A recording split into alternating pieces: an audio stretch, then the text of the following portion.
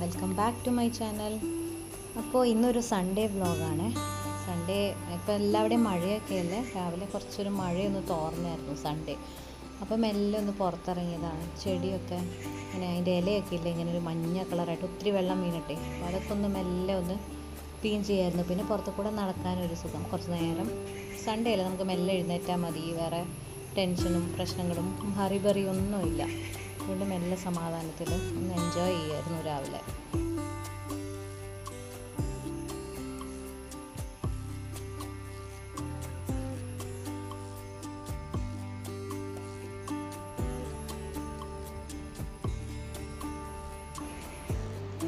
മെല്ലെ കിച്ചണിലോട്ട് കയറി ചായയൊക്കെ കുടിച്ച് ഇന്ന് ഷോപ്പിംഗ് കുറേ തിങ്സൊക്കെ വാങ്ങിക്കാനുണ്ടായിരുന്നു, സാധനങ്ങളൊക്കെ വാങ്ങിക്കാനുണ്ടായിരുന്നു.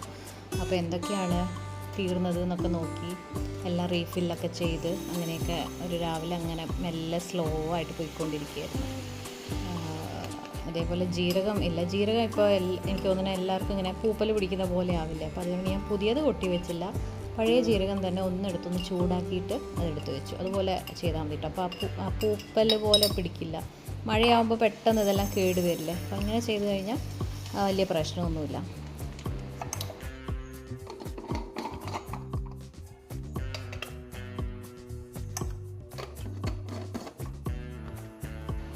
പിന്നെ എന്തു പറയുന്നു എല്ലാവരും? എങ്ങനെയുണ്ട് നാട്ടിലൊക്കെ? എല്ലാവരുടെയും ഭാഗത്ത് മഴയൊക്കെ ഗംഭീരമായിട്ട് പെയ്യുന്നുണ്ടോ? ഇപ്പോൾ ഇവിടെ ഇപ്പോൾ ഒരു 3-4 ദിവസമായിട്ട് ഡെയിലി നന്നായിട്ട് പെയ്യുന്നുണ്ട്. ഇടയ്ക്കൊരു ചെറിയ വെയിലും കാര്യങ്ങളൊക്കെ ഉണ്ടായിരുന്നു. ഇടയ്ക്ക് അങ്ങനെ ഫുൾ ടൈം വീട്ടിൻ്റെ അകത്ത് തന്നെ നമ്മൾ അടച്ചിരിക്കുമ്പോഴേ ഒരു വല്ലാത്ത അവസ്ഥയായിരിക്കും. അപ്പോൾ മഴയൊന്ന് നിൽക്കുമ്പോഴത്തേനും ഓടി ഒന്ന് പുറത്തിറങ്ങി ചുമ്മാ ഒന്ന് നടന്നിട്ട് വരും. അങ്ങനെ ആരൊക്കെ ചെയ്യാറുണ്ട്?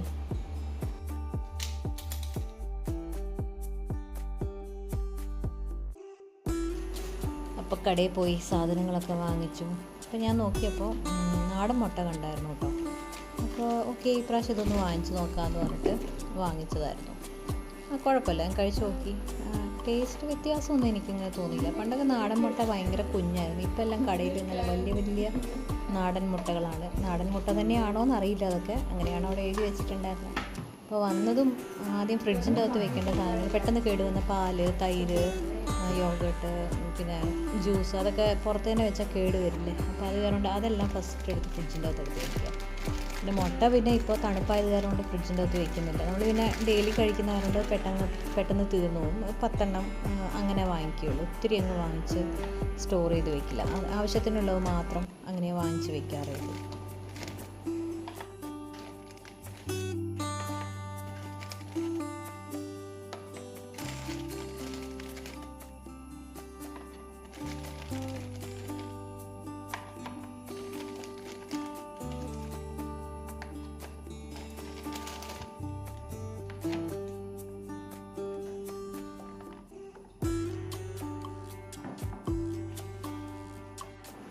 അങ്ങനെ ആ പരിപാടികളൊക്കെ കഴിഞ്ഞ് എല്ലാം എടുത്ത് വെച്ച് കഴിഞ്ഞ് കയ്യൊക്കെ ഒന്ന് കഴുകി അടുത്ത പരിപാടിയിലോട്ട് പോകണ്ടേ. സൺഡേ എന്ന് പറഞ്ഞു കഴിഞ്ഞാൽ ഫുൾ റെസ്റ്റ് അല്ലല്ലോ, ഓരോരോ കാര്യങ്ങൾ നമുക്ക് വരുമല്ലോ. അപ്പോൾ ഞാനും മോളും കൂടെ പോയിട്ട് ആ തിങ്സൊക്കെ വാങ്ങിച്ചിട്ട് വന്നതും കുറച്ച് ക്ഷീണിച്ചു. ഒരു മഴയില്ലാത്ത സമയം നോക്കി ഞങ്ങൾ പോയതായിരുന്നു. അപ്പോൾ എന്തായാലും തിരിച്ച് വന്നപ്പോഴത്തേനും നോക്കിയപ്പോൾ ക്യാരറ്റും ആപ്പിളും ഉണ്ടായിരുന്നു. അപ്പോൾ ഇനി അത് വേസ്റ്റ് ആക്കണ്ടെന്ന് വെച്ച് രണ്ടും കൂടി എടുത്തൊരു ജ്യൂസ് ഉണ്ടാക്കി. ഞാൻ എപ്പോൾ ക്യാരറ്റ് വാങ്ങിച്ചാലും അത് ഒന്നുകിൽ കളയും, ഇല്ലെങ്കിൽ ഇങ്ങനെ വാടിക്കരിഞ്ഞ് അങ്ങനെ ആവും. എപ്പോഴും ഞാൻ മറന്നു പോകും. എപ്പോഴും അത് നല്ല ഫ്രഷായിട്ട് കഴിക്കണം എന്നൊക്കെ വിചാരിച്ചിട്ടാണ് വാങ്ങിക്കുന്നത്. പക്ഷെ എപ്പോഴും ആ സാധനം ഞാൻ മറന്നു പോകും എപ്പോഴും. അങ്ങനെ സമാധാനത്തിൽ എന്തൊക്കെയോ ആലോചിച്ച് ഞാൻ ജ്യൂസ് കുടിക്കുമായിരുന്നു. ഷുഗറൊന്നും ഇടുന്നില്ല, അല്ല ഹെൽത്തി ആയിട്ട് അങ്ങനെ കുടിക്കുക. എൻ്റെ മോൾക്ക് പിന്നെ അങ്ങനെ ഒത്തിരി സ്വീറ്റ് ഐറ്റംസ് ഒന്നും ഇഷ്ടമല്ല. ഞാനും അങ്ങനെ ഷുഗർ ഇപ്പോൾ കഴിക്കുന്നില്ല. അത് കാരണം ഷുഗറൊന്നും ഇല്ലാതെ കഴിച്ചുകൊണ്ടിരിക്കുകയായിരുന്നു. പിന്നെ വെജിറ്റബിൾസ് വാങ്ങിച്ചിട്ട് വന്ന വെജിറ്റബിൾസ്, ഫ്രൂട്ട്സ് അതെല്ലാം കഴുകി നമ്മൾ നേരത്തെ വെച്ച് കഴിഞ്ഞാൽ പിന്നെ ഫ്രിഡ്ജിൽ വെച്ചാൽ എപ്പോൾ വേണമെങ്കിലും ഈസി ആയിട്ട് നമുക്കെടുത്ത് ഉണ്ടാക്കാമല്ലോ. ആലോചിക്കേണ്ട ഇത് കഴുകിയതാണോ അല്ലയോ എന്നൊന്നും പറഞ്ഞ് ആലോചിക്കേണ്ട. അങ്ങനെ വൈകുന്നേരമായപ്പോൾ ഒരു സ്നാക്ക് ഉണ്ടാക്കാമെന്ന് വിചാരിച്ചു. ഇഡ്ഡലി മാവിൻ്റെ ബാക്കി വന്നാൽ ഇതെല്ലാവരും ട്രൈ ചെയ്ത് നോക്കും കേട്ടോ. ഇത് ആക്ച്വലി എനിക്ക് കുറച്ച് ഇഡ്ഡലി മാവേ വന്നുള്ളൂ. അത്യാവശ്യം ഒരു നല്ലൊരു കപ്പ് ഇഡ്ഡലി മാവ് ബാക്കി വന്നു കഴിഞ്ഞാൽ പുറത്ത് തന്നെ വെക്കുക, നന്നായി പുളിക്കട്ടെ. വൈകുന്നേരത്തേക്ക് സ്നാക്കിന് വേണ്ടിയിട്ട്, രാവിലെയാണല്ലോ നമ്മൾ ഇഡ്ഡലി ഉണ്ടാക്കുന്നത്, അത് പുറത്ത് തന്നെ അടച്ച് വെച്ച് കഴിഞ്ഞാൽ വൈകുന്നേരം ആകുമ്പോഴത്തേക്ക് നല്ല പൊളിച്ച് നല്ലൊരു ഇത് വരും. അതിൻ്റെ അകത്തോട്ടൊരു 2 ടേബിൾ സ്പൂൺ മൈദയും, ഉള്ളി, പച്ചമുളക്, ഇഞ്ചി, മല്ലിയില, കരിവേപ്പില ഇതെല്ലാം നന്നായി പൊടിയായിട്ട് അരിഞ്ഞ് അതിൻ്റെ തൊട്ടിടുക. എന്നിട്ട് നന്നായി മിക്സ് ചെയ്ത് ഞാൻ മാവ് വെച്ച പാത്രത്തിൽ തന്നെ കുറച്ച് വെള്ളം ഒഴിച്ച് അതും കൂടെ ഇട്ട് ഉപ്പിടണം, പിന്നെ ബേക്കിംഗ് സോഡ ഇടണം കേട്ടോ. ബേക്കിംഗ് സോഡ മറക്കരുത്, എന്തായാലും ഇടണം. അതും കൂടി ഇട്ടിട്ട് മിക്സ് ചെയ്ത് കുറച്ച് നേരം അടച്ച് വയ്ക്കുക. ഒരു 2-3 മിനിറ്റ്സ് അടച്ച് വെച്ചാൽ മതി. എന്നിട്ട് നമുക്ക് വറക്കാൻ തുടങ്ങാം. ഞാൻ വെളിച്ചെണ്ണയിലാണ്, നമ്മൾ തന്നെ ആട്ടിയെടുക്കുന്ന വെളിച്ചെണ്ണയാണ്, അതുകൊണ്ട് ഇപ്പോൾ എല്ലാം വെളിച്ചെണ്ണയിലാണ്. എന്ത് ഉണ്ടാക്കുമ്പോഴും വെളിച്ചെണ്ണയിലാണ് ഉണ്ടാക്കുന്നത്. ഈവൻ ബിരിയാണി വരെ ഞാനിപ്പോൾ വെളിച്ചെണ്ണയിലാണ് ഉണ്ടാക്കുന്നത്. പക്ഷേ അതിൻ്റെ സ്മെല്ലൊന്നും വരാറില്ല കേട്ടോ, കാരണം കൂട്ടത്തിൽ ഞാൻ നെയ്യ് ഇടുന്ന കാരണം ഈ വെളിച്ചെണ്ണയുടെ സ്മെല്ല് വരുന്നില്ല. പക്ഷേ കേക്ക് ഉണ്ടാക്കുമ്പോൾ വെളിച്ചെണ്ണ ഒഴിച്ചാൽ നല്ല സ്മെല്ല് വരുന്നുണ്ട്. അപ്പോൾ നമ്മളിത് മെല്ലെ മെല്ലെ കോരി ഇടുകയാണ്. ഇട്ടതും അടിയിൽ ആക്ച്വലി അത് കുറച്ച് നേരം ഒട്ടിപ്പിടിക്കുക. നമ്മൾ ഉടനെ ഇളക്കാൻ നിൽക്കരുത്. 2 മിനിറ്റ് കഴിയുമ്പോഴത്തേനും ഒന്ന് ചെറുതായിട്ടൊന്ന് തട്ടി കൊടുത്താൽ എല്ലാം നന്നായി ഇളകി വരും. അപ്പോൾ നമ്മൾ ആദ്യം ഈ വട ഇടുന്ന സമയത്ത് നല്ല ഹൈ ഫ്ലെയിമിൽ വയ്ക്കണം. ഇട്ടതിന് ശേഷം നമ്മൾ കുറച്ച് സിമ്മിൽ വയ്ക്കണം. സിമ്മിൽ വെച്ച് നന്നായി വേവിച്ച് തിരിച്ച് മറിച്ച് വിട്ട് വേവിച്ച് നമ്മൾ എടുക്കണം. എന്നിട്ട് എടുക്കുന്ന സമയത്തും നല്ല ഹൈ ഫ്ലെയിമിൽ ഇട്ടിട്ട് എടുക്കണം. ഇതുപോലത്തെ ഒരു വെള്ള കളറായിരുന്നു, അതിപ്പോൾ ഈ കളറായി. നല്ല ടേസ്റ്റാണ് കേട്ടോ, നല്ല ക്രിസ്പി, നല്ല അടിപൊളി ഒരു വടയാണ്. എല്ലാവർക്കും ട്രൈ ചെയ്യാൻ പറ്റും.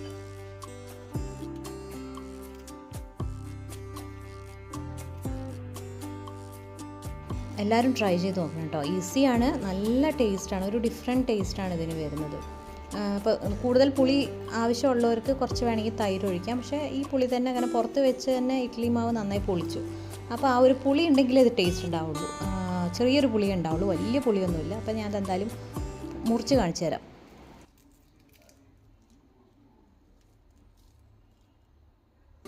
അപ്പോൾ ഇത്രയുള്ള ഇന്നത്തെ വീഡിയോ. എല്ലാവർക്കും ഈ വീഡിയോ ഇഷ്ടപ്പെട്ട് കാണുന്നതാണ് ഞാൻ കരുതുന്നത്. അപ്പോൾ നമുക്ക് അടുത്ത വീഡിയോയിൽ കാണാം. Take care.